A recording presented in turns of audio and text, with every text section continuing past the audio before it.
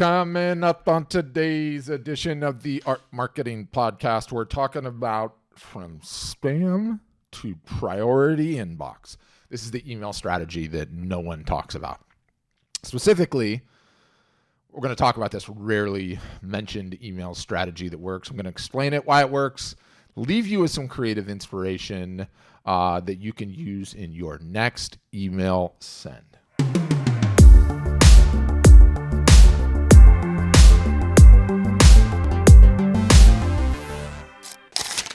Better still and on balance, this is so easy to do. It's so easy to do, and yet no one ever talks about it. No one ever brings it up. No one ever mentions it. It's sort of a forgotten email technique and tactic, and I certainly think most creatives probably don't know about it. And it's just easy to do. So I'm not going to overwhelm you with this one, where you're listening to this and going, yeah, Patrick, that sounds cool, but also ugh, because I don't have the time and or the inclination to do it. I'm a busy creative already. And I'm even going to give you some software hacks that you can use to make this even easier to engage in. So, okay, sending email, what do we know? That email remains one of, if not the most important channel for revenue generation we creatives have. That was true 10 years ago, 5 years ago. It's true today. It's likely going to be true for the next 5 years. And, a great many people love to fret over email frequency or bemoan its lack of effectiveness, its degradation over time.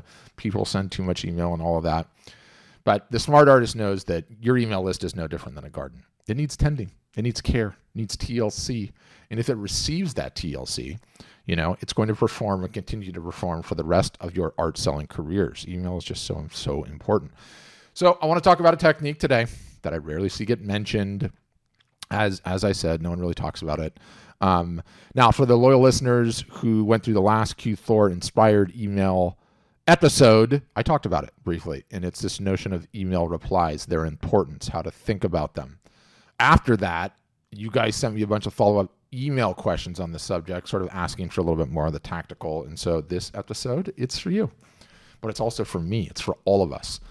Because we all need to be reminded to engage in TLC, tender, loving care with our email list. We've got to treat it like a garden. We've got to water it. We've got to prune it.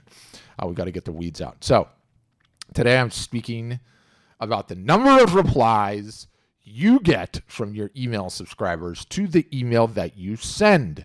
And in terms of a metric, you can call it the number of replies. You can call it the reply rate per email. All of that, none of that matters to me. Given just the overall black box nature that is the tracking on this, Gmail, Hotmail, Macmail, Proton Mail, whatever mail you want, those providers are very opaque with what data they actually give us about how effective anything is. So this is sort of just, you're going off of, I think it's a best practice. It should work. It's telling me that it works. The metric doesn't matter is the point that I'm trying to make. But what I've consistently seen over the years, what the greatest practitioners in email will tell you, is that there is almost no higher value signal that you can send back to those email providers than somebody replying to your email. And again, it makes so much sense, right? Because you never reply to spam. You never reply to crappy lists that you got on that you didn't want to be on. You never respond to people you don't like. You usually don't respond to businesses. You respond to real people, real humans, right? Friends, family. And that is what we want to send to Gmail, that we're like friends, that we're like family, that our emails should end up in the priority email inbox, right? Out of the spam filters, out of the promotions tabs. And they all sort of behave the same way now. Gmail is obviously the biggest, likely the highest number of subscribers you have. They're at gmail.com email addresses, but all the downstream guys sort of just copy Google's lead on this. So it absolutely applies to everybody, right? And so, yeah, we do this. We do this consistently. We are going to consistently see that our emails get into the priority inbox, okay? Do not get marked spam.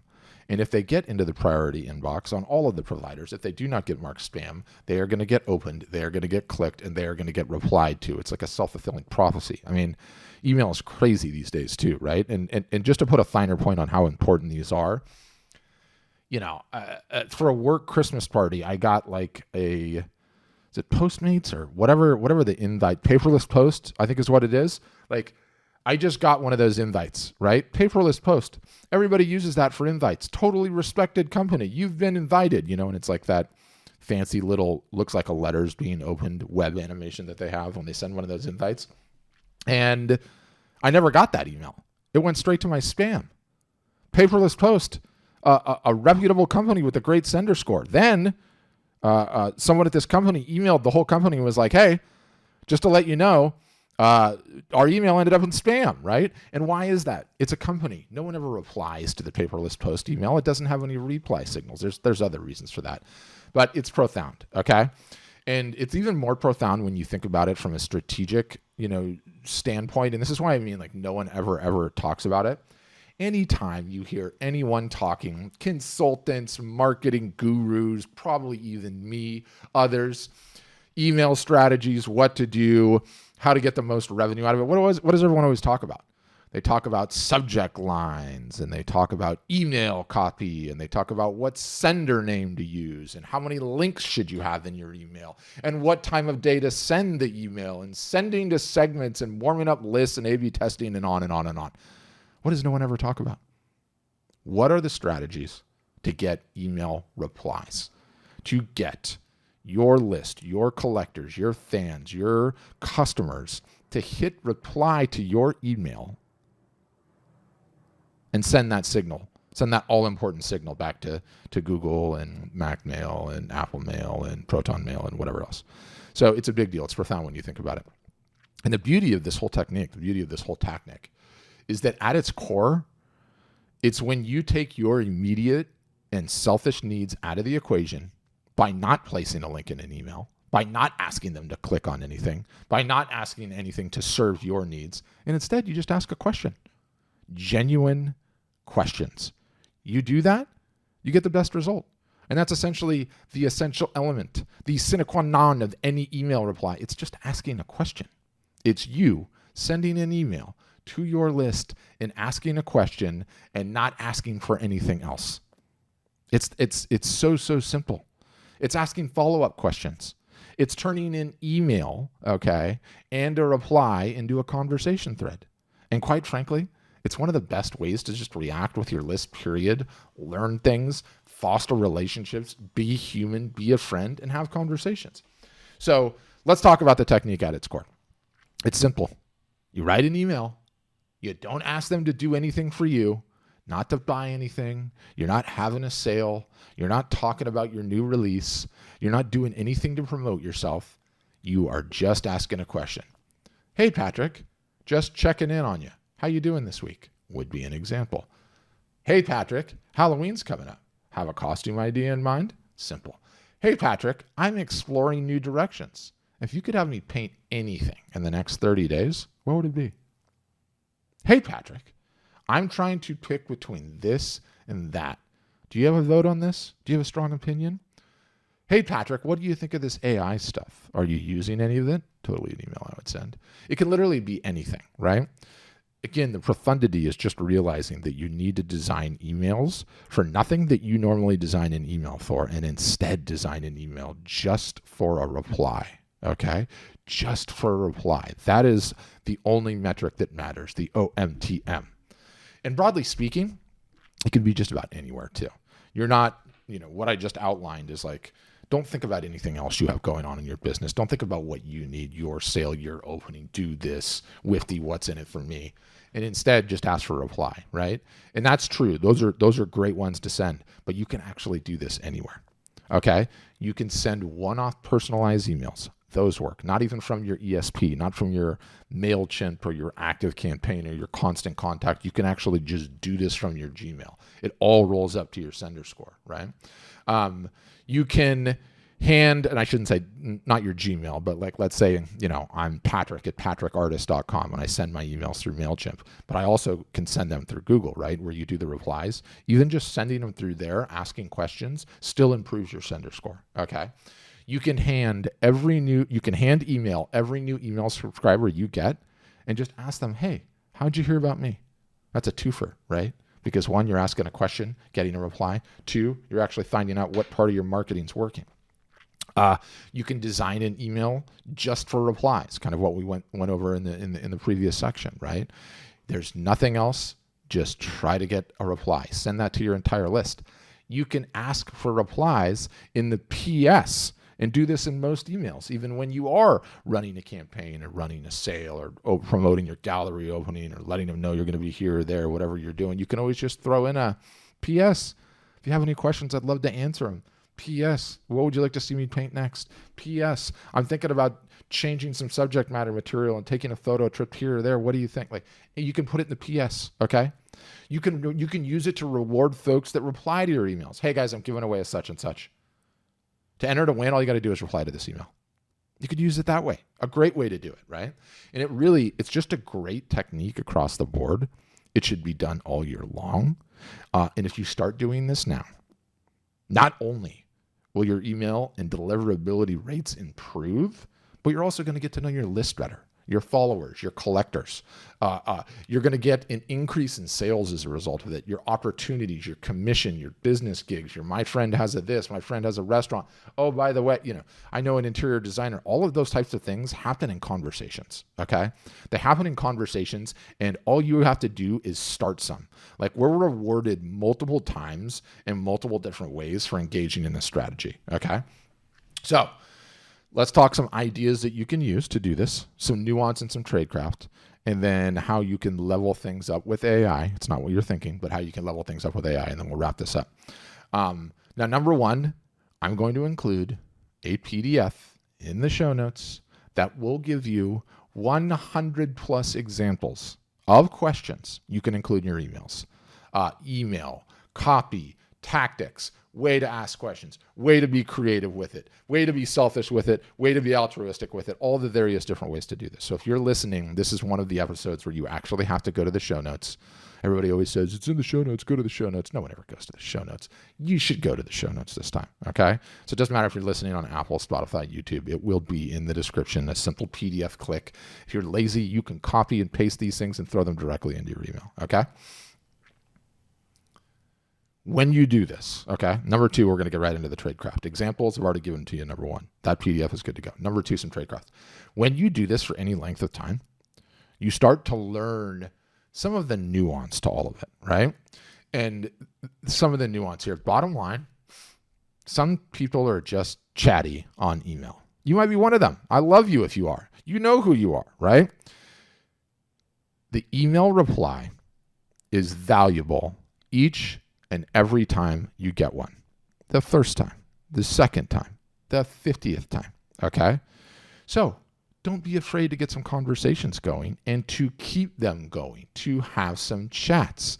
And, I think I mentioned earlier just how serious we take this as a business in a previous episode at Art Storefronts. And I have a dedicated member on my team whose full-time job, his primary focus, is just to reply to emails that come in all day long. He responds to every single solitary one of them. He responds to good prospects and leads and bad prospects and people that are being rude and everyone in between. Everyone gets a response. And one of the ways, and when we have our weekly meeting that I evaluate him, is I go into the inbox and I look and see the numbers on replies, right? And if you send an email and I reply to that email, the count there is 1. If he replies to the reply, the count is 2. If that person replies to the reply, the count is 3 and 4, so on and so on and so on, right? And you could think of those as threaded conversations. And when we talk about email replies and how important they are, it's no different than the game of soccer, okay? You can score the most beautiful goal in the history of the game, a feat of athleticism. You ran from one side to the other at top speed. You beat all these players, these beautiful passes, and you cracked the shot and it went beautifully into what we call top bins, the upper right-hand corner of the goal, right? Or you could be running in the wrong direction, have your head turned, and the ball could come off somebody's foot, hit you in the side of the head, and go in the goal. They all count in the game of soccer.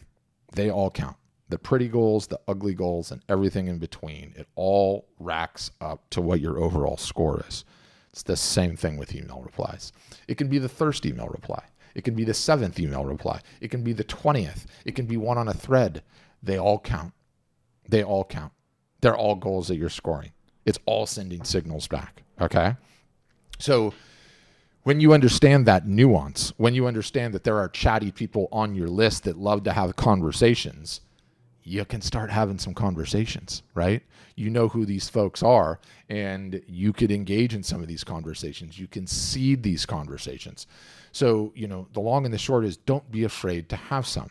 Don't be afraid to start some conversations. It's even easier when you know who your chatty Cathys are, okay? Don't be afraid to ask some follow-up questions and then follow up those questions with more questions. And better still, like these things can be so short and so sweet. An example, make it a little bit easier to understand. Currently, I have this Instagram audit product, and I've been hacking at it, right? It's really cool, by the way. I'm going to put a link in the show notes. You already need to go there to get the aforementioned PDF, so you might as well go there. Fill out the form, your Instagram handle. I'll audit your Instagram. I'll send it to you. You can see it. It's really cool. What it does is it looks at your Instagram, generates a web page, and it emails you, right? And that's why I brought it up, is the email. I get a clip of great feedback on it. So people are responding. Hey, Patrick, that was great. Thanks so much for the audit. I learned a ton. I put such and such into place. Thank you so much. I immediately respond to those emails quite often. And I'm like, yeah, I really love the bio suggestions it came up with for you. I would choose number 2. Which one are you going to go with? And then they'll come back and they'll be like, I ended up going with number 3. I thought that one was best. And then I reply, number 3 was a great one. By the way, what else could this audit have in it that would make it even better, even more valuable for you? And then they come back and they're like, oh, this was great. I didn't like this part. Could you work on that? And I'm like, amazing. Can I email you again when I have version 2 of the audit so you can do it again? And they come back and they're like, sure, Patrick. And what did I just have? A 7-8 email conversation? Reply. All goals count. All rally up to the score, okay? And so I just did that by just having this simple back and forth conversation, by asking short questions, by responding in a terse, respectful, engaging format, wanting to get a reply, and then going for it, right? Now, I have some AI help for you as a number 3, okay? And many of you will hear this strategy and you're like, every time I listen to this guy, this blowhard on this podcast, all he does is recommend these things that require more work of me. And that's mostly true. But there's a very, very easy way, okay, to engage in this particular technique, engage in this particular tactic by leveraging AI to make your life easier. So I've got some great things for you here. And I know what you're thinking, and the answer is no. I am not suggesting that you have AI automatically respond to your emails. Is that possible? Yes, it is. Do people like or appreciate or respect that? No, they don't. Are there some situations where that might work? Fine, but no. What I'm talking about is leveraging a portion of AI that doesn't get as much attention as the others, and that is speech to text, okay? Speech to text throughout history has been one of the most promising and yet most utterly and completely frustrating and annoying things in the history of mankind, okay? This goes all the way back to like Dragon Naturally Speaking. I'm dating myself there. Whatever. What do I care if I'm dating myself? Multiple people have tried to solve this throughout history, right? I would say lots of people are now doing it on a regular basis when they send their text messages with Google or Apple, where you voice dictate it because it's really getting good, right?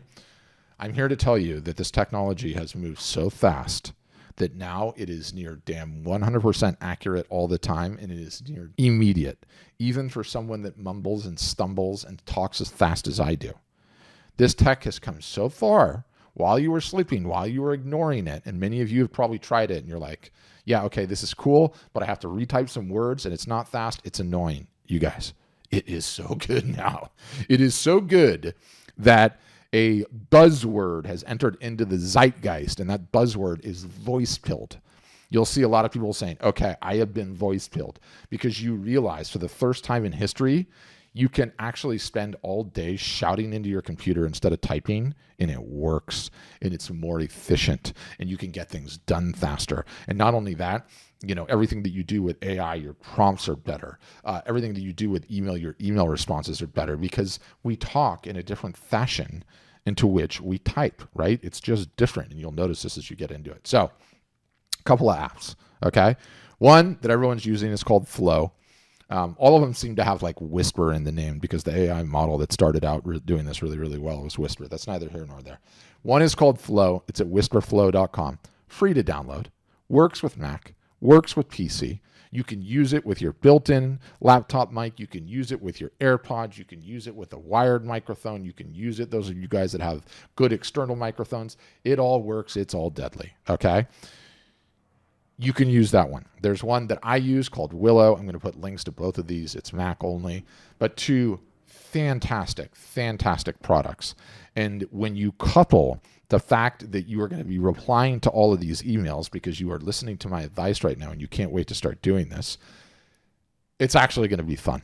Like replying to emails when you see how quickly you can do it by just ripping off voice and having it be perfect every time will blow your mind. I would go as far to say, even if you ignore everything I said in this podcast, up until the point where you try one of these new voice apps, by the way, free to try, okay? They don't make you pay for them until you burn through a bunch of credits, so you can kick the tires. Like, I would almost say, just to have your excitement level low, the second you get off this, go and download one of these apps and start playing with it before you even engage in the email reply technique, because there's a more likely chance that it will stick. So now you have 3 reasons to go into the show notes. 1, the PDF, okay, with all the opportunities and examples to reply and da-da-da-da-da. 2, the Instagram audit, if you want to go and get that. And 3, the links to one of these 2 applications that I think you should download. I know there's some other ones that are out there. These are the ones that I've used. Your mileage may vary. You may want a different one. All good. But they're incredible, you guys. And when you can go through your inbox and you're just pressing buttons and talking and done, pressing buttons, talking and done, pressing buttons, talking and done, it actually becomes fun. It becomes fun at the sheer level of productivity you didn't even realize you could have. So it's time you get voice pilled. It's time you leverage this technology to reply to emails. Some mean all of this up. Email is one of, if not the, most important sales and marketing channel for a creative business. It's been that way. It is that way. It will be that way. We have to take it seriously, you guys. So as such, that channel, it argues for the TLC to be kept in good working order, to change the oil, to rotate the tires, to lube the chain, okay? Email replies and replying to them is just such a super important way to do this. It's particularly important all year long, and it is especially important ahead of big selling seasons, i.e. Q4, at least where we are if you're listening to this right now in November, okay?